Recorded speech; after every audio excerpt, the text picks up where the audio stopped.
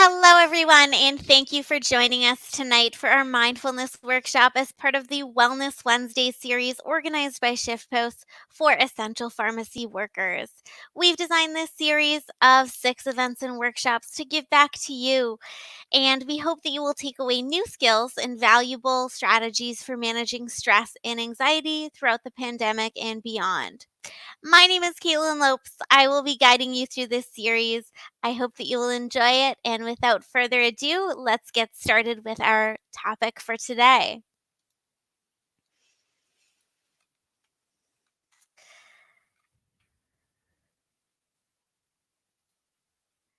I want to start off our workshop today with this photo and a simple question. Is your mind full or are you mindful? And I think probably many of us who are joining this webinar today may have some ideas about what mindfulness is. Maybe you've experienced it in a yoga class or read about it in a self help book. And I always think it's just a nice way to start by thinking about what our own perceptions are of this idea that we're about to explore.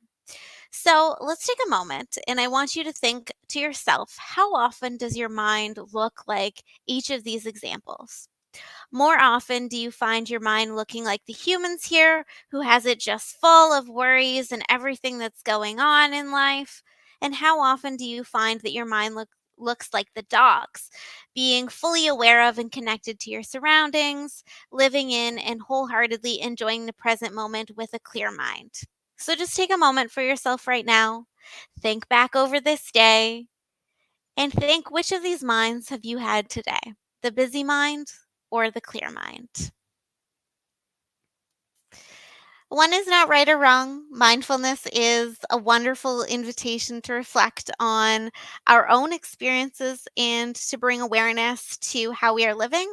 And that's something that I really want to stress to you today as we explore this topic. So, what is the difference between the two minds? It's the present. It's where the mind lies. While the human's mind was thinking about the past and the future, the dog's mind was focused in the present.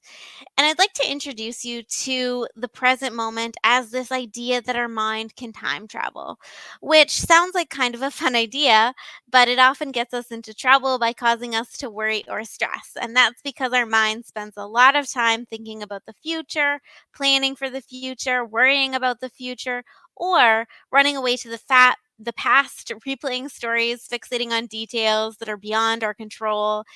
And in doing so, our mind doesn't get to spend a whole lot of time in the now. I'd like to invite you now to just think, since I've been talking, have you thought of something that's coming up in the future or about something that happened in the past at all? Now, I'd expect that a large percent of us here today in this workshop, including myself, have let our minds wander in some capacity, and that's totally okay. That's totally normal. So, what is mindfulness? Well, Dr. John Kabat-Zinn, who was a pioneer in applying the concept of mindfulness to Western medicine and secular society, has defined mindfulness as paying attention to the present moment with intention while letting go of judgment. It has also been defined as maintaining a moment by moment awareness of our thoughts, feelings, bodily sensations, actions, and surrounding environment, and as observing our thoughts and feelings from a distance without judgment and with acceptance. So, mindfulness at its core is the idea of essentially training our brains for present moment awareness. We want to learn how to let our mind stay in the here and now. And this supports us in many ways, such as in attention and focus. And it also supports our ability to actively notice how we're feeling and to proactively modify our behaviors and reactions in a positive way. I'd like to introduce mindfulness to you as mental fitness because physical fitness is something that has been really well understood and accepted by our society over the last several years. And it has also been recognized as something that each person needs. Exactly like mindfulness. And also, I like this concept because all of us exercise in different ways, and all of us can practice mindfulness in different ways at all as well. Physical fitness is not just one thing, and yet when we imagine mindfulness, many people just imagine someone sitting silently on a cushion in a room by themselves. And while, of course, this is one of the many ways that we can practice mindfulness and is a great way to take care of yourself, it certainly isn't the only way. So let's take a minute to think about why we practice things. If we approached a child with this question and asked them why they practice soccer or dance or piano, inevitably the answer would be to get better. And that's the exact same thing for mindfulness. We practice mindfulness activities to get better at them and to strengthen and refine the skills. Because if we only applied mindfulness in our lives at a time of difficulty, then we really wouldn't have had the opportunity to develop the skill strongly enough to be able to use it effectively. It's just like, for instance, if you were going to run a 5K race and you hadn't ran in 8 months or stretched, you'd probably be pretty out of shape and you might even pull or tear a muscle as you're running. I want us to think of mindfulness just like that. We want to bring it in at times in our lives when we are calm and open so that when we do experience trying moments, which could look like having a very stressful day at work, getting into an argument with our partner, getting rear ended in a car collision, receiving bad news about our health, or just feeling overwhelmed in some capacity, we want to be strong enough to be able to mentally support ourselves at those times. So, if we keep practicing a little bit in a consistent way, our mindfulness practices will be there when we need them the most to support us in times of high stress and in times of difficulty. So, let's consider the foundations of mindfulness. The first foundation is self compassion or non judgmental observation. Mindfulness is the very first step in emotional healing, being able to turn toward and acknowledge our difficult thoughts and feelings, such as inadequacy, sadness, anger, confusion, and many other feelings, with a spirit of openness and curiosity.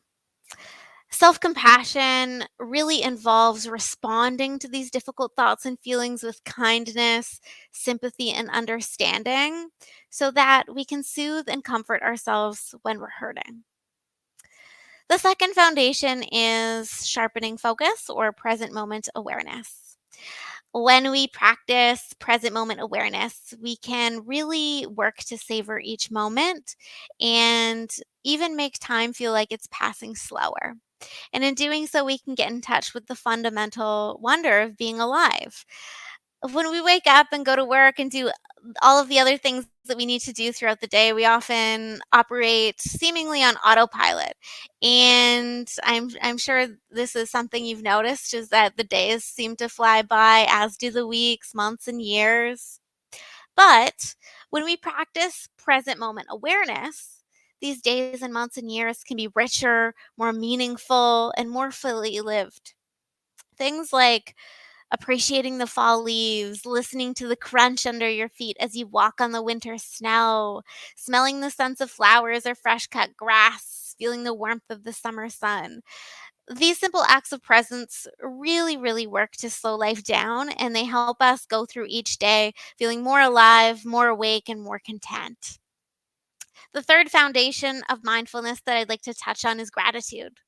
Feeling thankful for what we have. Gratitude truly allows you to notice your blessings and create balance from life's difficulties. Oftentimes, when we're trying to achieve a goal, our minds are fixated on that end prize. We just want to get to the end. We just want to achieve that thing. Instead of being focused on the journey to get there, and because we fall into this habit, we often fail to notice or appreciate the growth that we've made throughout that journey, which is oftentimes equally important as if not or if not important as the end goal itself. So part of what gratitude is recognizing and being thankful for where we're at today and for how far we've come. The fourth foundation of mindfulness is acceptance or letting go. Acceptance truly means perceiving your experiences in life and simply acknowledging them rather than judging them as good or bad. We don't want to fixate too much on the past. We want it to let it go and acknowledge that it was part of helping us become who we are today without ruminating on it for too long. And finally, calmness and patience is the fifth foundation of mindfulness. As the saying goes, patience is a virtue. The same point is made in the principles of mindfulness. You must understand that the events in your life will unfold in time and accept that there's no need to rush. There really isn't. You should live in the moment for what it is and not become too transfixed on the future. So, we want to think of mindfulness as a way of living. We want to not just look, but observe, not just swallow, but taste, not just think, but feel, and not just exist, but live. And now let's talk about some benefits of mindfulness. There have been many prominent teachers like Deepak Chopra or Eckhart Tolle and others who teach us about the power of mindfulness and why it's so important to incorporate into our daily practices. And it has many scientifically proven benefits. For instance, it can help to improve our focus and attention, reduce stress levels, reduce anxiety and depression, allow us to achieve better sleep and better sleep patterns, reduce chronic pain, improve emotional regulation and resilience, thereby increasing our ability for emotional intelligence. And it can also even boost the immune system. From a leadership perspective, mindfulness can also help us to stay centered in order to more effectively manage people or to deal with external challenges. And all in all, mindfulness is an important practice for us to cultivate to lead happy and full and meaningful lives. But it goes without saying that it's not something that comes naturally for many of us, especially with the many distractions that take our attention and focus elsewhere. We're constantly checking our news feed, our social media accounts, emails, text messages, and we're bombarded with information overload and work overload.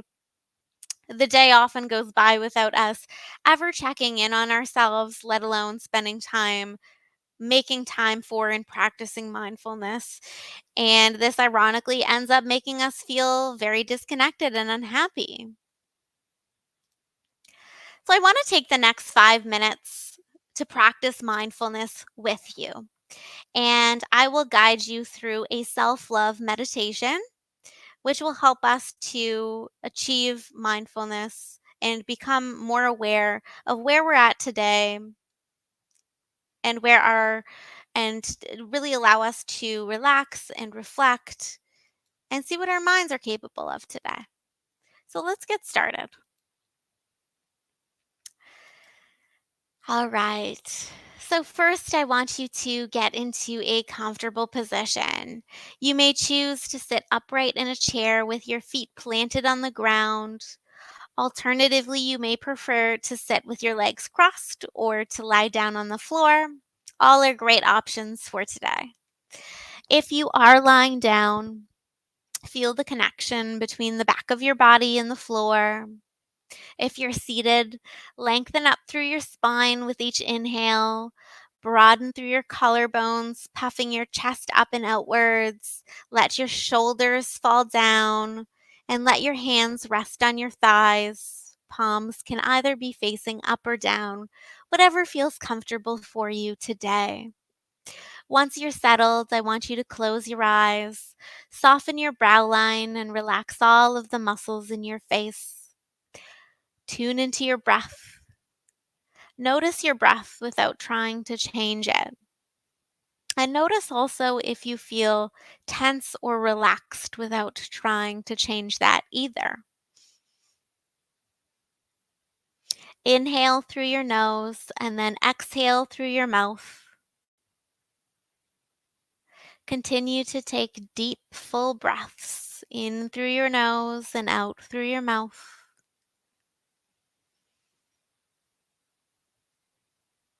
As you breathe, become aware of the state of your body and the quality of your mind.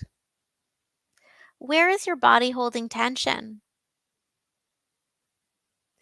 Do you feel closed off or shut down emotionally? Where is your mind? Is it wandering or is it at home within the breath? Is your mind at ease or is it filled with restlessness, negativity, and doubt?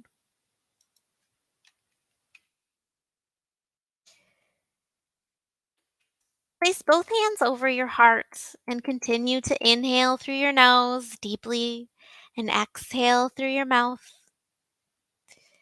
Ask yourself, how does it feel to place my hands over this tender area, this place where I experience love for self and others?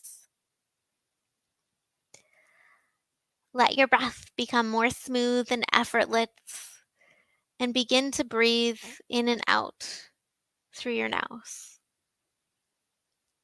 Feel the flow of air moving into your lungs and then back out into the world. With each exhale, imagine you are releasing any negative thoughts that may be lingering in your mind, releasing any stress that your body may be carrying, letting it all flow outwards. Continue to focus on your breath. On each inhale, think, I am worthy. On each exhale, think, I am enough. Inhale, I am worthy. Exhale, I am enough. Inhale, I am worthy. Exhale, I am enough. Let each inhale draw in self love, and each exhale release what is no longer serving you. Take a few minutes to breathe and recite this mantra internally, and notice how you feel as you say these words to yourself.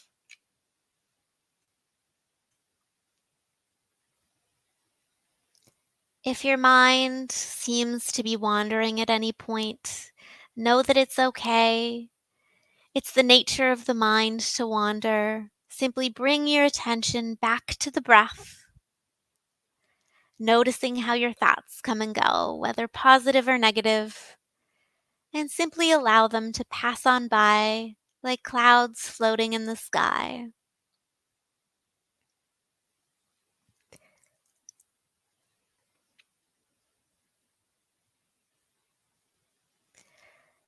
Good. Now visualize yourself standing in front of a mirror and look into your own eyes. What do you see? Pain and sadness, love and joy, neutrality? Regardless of what appears in the reflection, tell yourself, I love you, you matter, and you are worthy of happiness. Know that what you see in the mirror in this moment may be different from what you see the next time you look. Repeat it one more time to yourself. I love you. You matter. You are worthy of happiness. Imagine now that you could breathe into your heart and visualize the love pouring out of your hands and into your heart. Let this love warm and permeate you from your heart center, filling the rest of your body. Feel a sense of comfort and calm traveling up through your chest and into your neck and head, out into your shoulders, arms, and hands, and then down into your ribs, belly, pelvis, legs, and feet. Allow a sensation of warmth to fill you from head to toe. Breathe here and know that love is always available for you when you need it.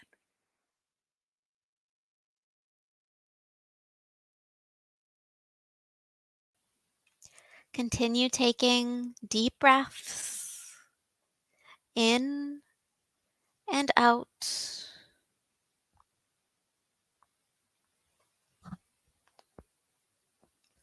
And when you're ready, take one last deep, mindful breath and then softly open your eyes. Sit for a few moments to acknowledge the unique experience you had during this meditation. This is a beautiful opportunity to learn something new about yourself and tune into your physical and emotional needs. Let the self-love enable you to build a stronger relationship with yourself and allow you to show up more fully in your life and more fully in your relationships. Amazing. Great job, everyone. Moving on from that exercise, I want to discuss 5 simple mindfulness practices for daily life. Because as I mentioned, mindfulness practice is not just meditations and sitting still with your eyes closed. And we want to be able to incorporate our mindful practices into our regular routines and habits in life, and into stressful situations that we may run into as well. So let's talk about a mindful wake up, starting with a purpose.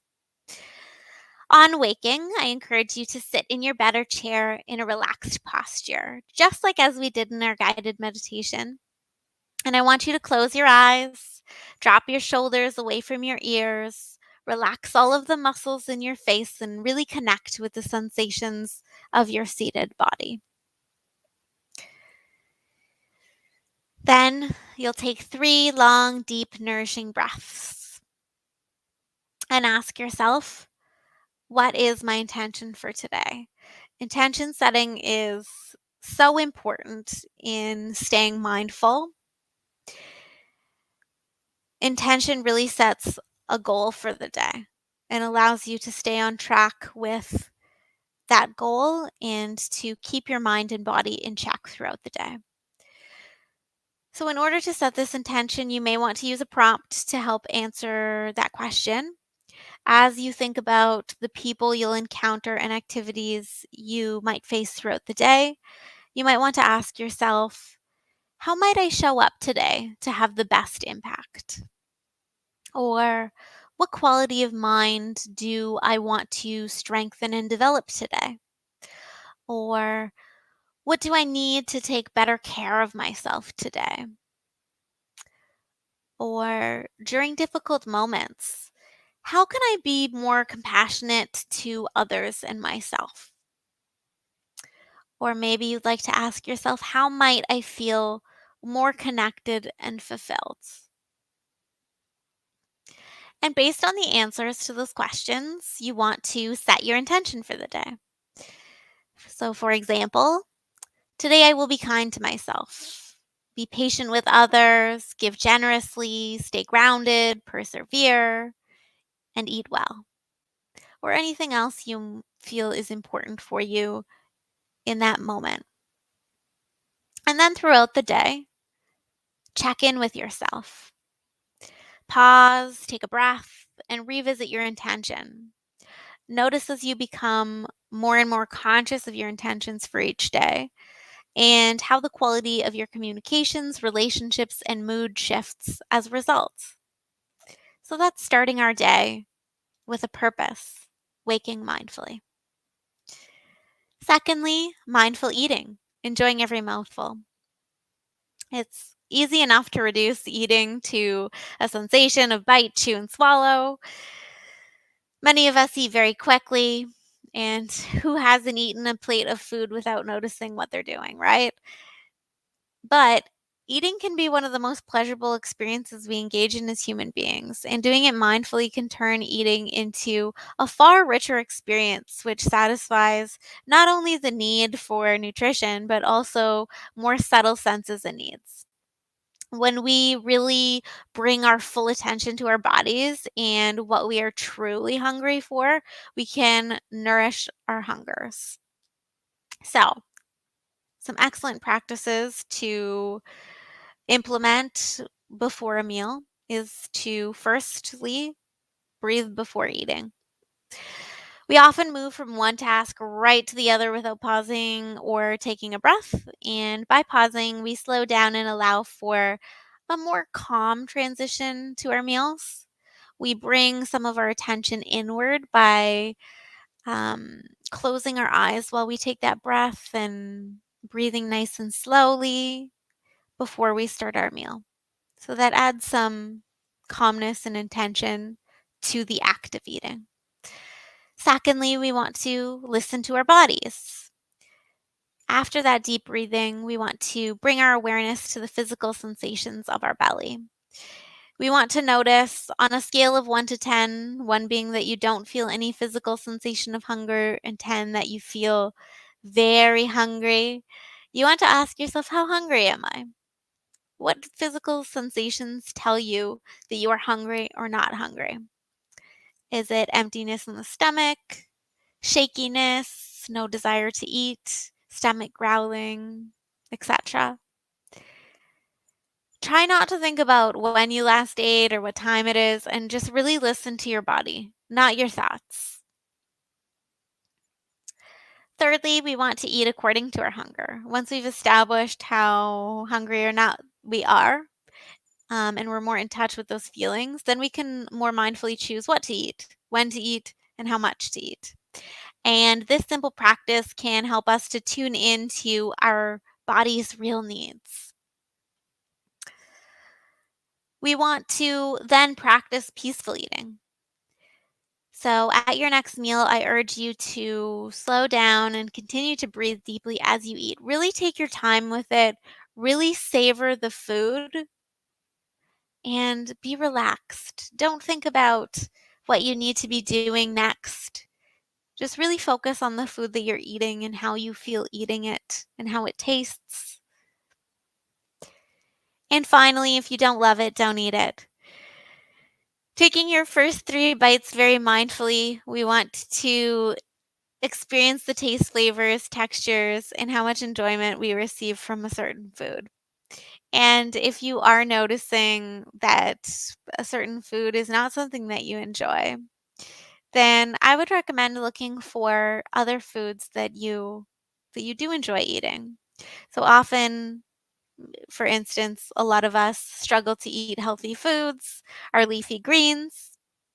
Maybe kale isn't something that you enjoy eating, but maybe other leafy greens like spinach or rapini you enjoy more. So really pay attention to your bodily preferences, because each person is very unique and your body will tell you what it needs. Our next daily practice, taking a mindful pause, really rewiring our brain. It's actually estimated that 95% of our behavior runs on autopilot, something scientists have called fast brain. And that's because neural networks underlie all of our habits, reducing our millions of sensory inputs per second into manageable shortcuts so that we can function in this crazy world efficiently. Mindfulness is actually the exact opposite of these processes. It's often referred to as slow brain. It involves executive control rather than autopilot and enables intentional actions, willpower, and decisions. Every time we do something deliberate and new, we are actually stimulating neuroplasticity, which activates the gray matter in our brain, which is full of newly sprouted neurons that have not yet been groomed for fast brain. So we can actually change our brain on a cellular level by incorporating mindfulness practices into our daily routines. Here's the problem. While your slow brain knows what is best for you, your fast brain often wants to shortcut your way through life. So, how can we trigger ourselves to be more mindful when we need it most? This is where the notion of behavior design comes in. It's a way to put your slow brain in the driver's seat, and there's two ways to do that. First is by slowing down the fast brain by putting obstacles in its way, and second is removing obstacles in the path of the slow brain so that it can take over control. So, in order to rewind our brain, we want to number 1, trip over what we want to do. Quite literally. If you intend to do some yoga or to meditate, put your yoga mat or meditation cushion in the middle of the floor so that you can't miss it as you walk by. If you're trying to set an intention for your day, you can place sticky notes with reminders in places that you frequently see, like the fridge or the bathroom mirror.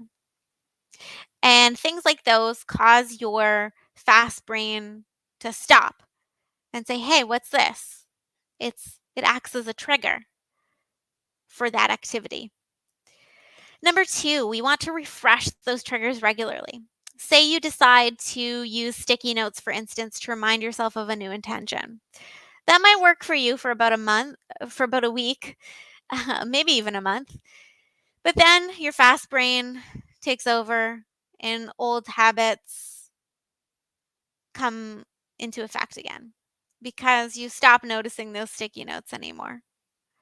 So, a way to combat this is to refresh those triggers. Try writing new notes to yourselves. Add in a variety of different triggers or make those sticky notes funny so that they stick with you longer. Little habits like those really make a difference. And thirdly, we want to create new patterns. You could try a series of if this, then that messages to create easy reminders to shift into slow brain. So, for instance, if you come up with if entering work, then deep breath as a way to shift into mindfulness as you're about to start your workday, that could be something that works. If blank, then blank. If entering work, then deep breath. Alternatively, another great one, if phone rings, then take a breath before answering. Each intentional action to shift into mindfulness will really work to strengthen that slow brain. Another great activity that we should try to be mindfulness through is in working out. We want to activate our mind and our muscles. How do we do this? Well, be clear about your aim. When we exercise mindfully, we can achieve a better workout by activating our muscles properly and by shifting our minds from feeling busy and distracted to feeling more strong and capable. So, as you tie your laces or put on your swimsuit or whatever it is that you're doing to get prepared for your activity, you want to think about your intention and bring purpose to your activity by consciously envisioning how you want to guide your session or your time completing that activity. So, as you climb on your bike, you might say, I'm going to breathe deeply and notice the sensation of the breeze and the sun and the passing scenery as I bike outdoors. And in doing so, you'll likely be a lot more present throughout that activity than you would be if you hadn't set those intentions for yourself. What we really want to avoid is spending that time biking, thinking about all of the other things that we need to do with our lives, all of the items that are on our to-do lists, what we're going to make for dinner later, what we're going to respond to that email. We want to stay focused. We want to stay present. We want to stay here and now. So once you've set that intention, we're going to warm up. 5-minute warm up is usually the sweet spot. We want to try simple movements, things like jumping jacks, stretching, and concentrating on the rhythm of our breath as we do those movements. And by moving rhythmically, our brain activity, heart rate, and nervous system begin to align and stabilize. So we start simple, we get our breath in check with our body, and then once we've established that, then We want to settle into a rhythm for the next 10 to 15 minutes of our exercise session. We can pick up the intensity, but continue to coordinate our breath and movement. If we have trouble doing so, then we can simply focus on our breath for a few moments, and eventually we'll find our groove. And then once you've achieved that rhythm, then in the next 10 to 15 minutes of the activity, we want to start to challenge ourselves. Trying faster speed, more repetitions, heavier weights, depending on what we're doing. We want to stay in tune with our body and notice how alert and alive we feel when pushing ourselves forward. We want to be aware of where our body is at today, what we are capable of today, and make mental note of that.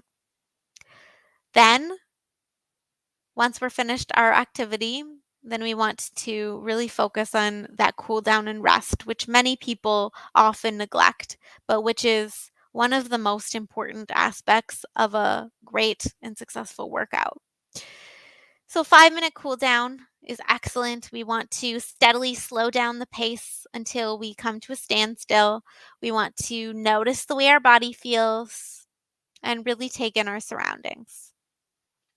And then we want to rest for 5 minutes after our exercise is completed. We want to quietly recognize the symphony of sensations flowing in and around our bodies.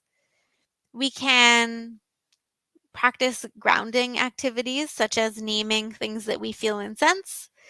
And chances are, after a good workout session and a good mindful workout session, you will feel much more awake and alive from head to toe. And finally, the last activity that I want to discuss that many of us do on a daily basis is driving. So let's talk about driving mindfully and driving ourselves calm, not crazy. So, there's nothing like heavy traffic and impatient drivers to trigger that fight or flight response. I am sure many of us have experienced road rage or seen how it can erupt and how people's stress levels soar. But it doesn't have to be like that. In fact, the worst traffic jam can really provide an excellent opportunity for us to build our mindfulness muscle, increase our sense of connection to others, and to restore some balance and perspective. So, here are some steps to a simple behind the wheel practice that I found can work wonders. Firstly, take a deep breath. The simple yet profound advice helps to bring more oxygen into your body and really widens the space between the stimulus of the traffic and your heightened stress reaction. In this space lies perspective and choice. So just big deep breath, let the air come in, and then ask yourself what you need. It might be that in the moment you need to feel safe, at ease, or you just need some relief. Understanding what you need will help to bring balance and allow you to tend to those needs and understand them better. Thirdly, give yourself what you need. If ease is what you need, you can scan your body for any tension, which is not a bad thing to do while driving in any case. And once you've identified those areas of tension, then you want to soften your muscles, adjust your body as needed. And you can sprinkle in some phrases of self compassion, such as, may I be at ease, may I feel safe. Using mantras like those really help. Then you want to look around and realize that all of the drivers are just like you. Everyone on the road wants the same thing as you do. They want to feel safe, they want to be at ease, and they want the traffic to resolve, right? Everyone has a common goal. And chances are, when you look around, you'll see a number of fellow drivers who look a little bit agitated. But you might also catch that one driver who's singing or actually smiling, and this will dissipate some of your own stress immediately. You can apply to all of them what you just offered to yourself by saying, may you be at ease. May you feel safe, right? And then once you've done this, lastly, take another deep breath. In 15 seconds or less, you can use this strategy to effectively turn around your mood and ease that frustration of driving. So I really encourage you to practice this one as well as the others. They're very simple practices, and yet they can make all of the difference in our daily lives.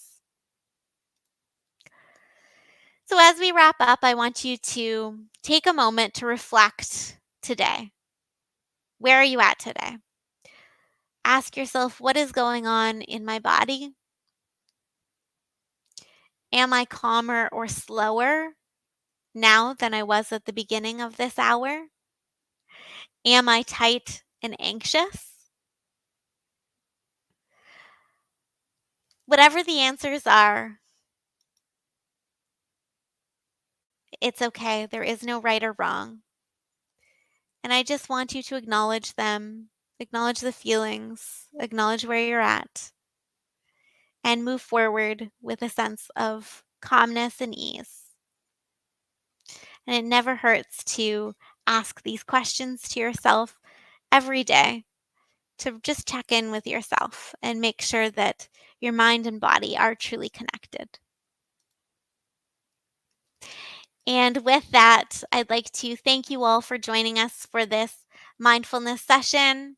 It was great to have you all here with me. I hope that you learned some powerful tools that you can apply in your daily lives that will help to really ease any stress or anxiety. Thank you so much again, and I hope to see you at our next session, which will take place next Wednesday, September 22nd at 7 p.m. Eastern Standard Time. It is a sunset yoga class. This event will take place both live and virtually. If you are joining us from the GTA area, we are hosting our sunset yoga class in Queen's Park. I invite you to join me there, and I hope you have a wonderful evening. Good night.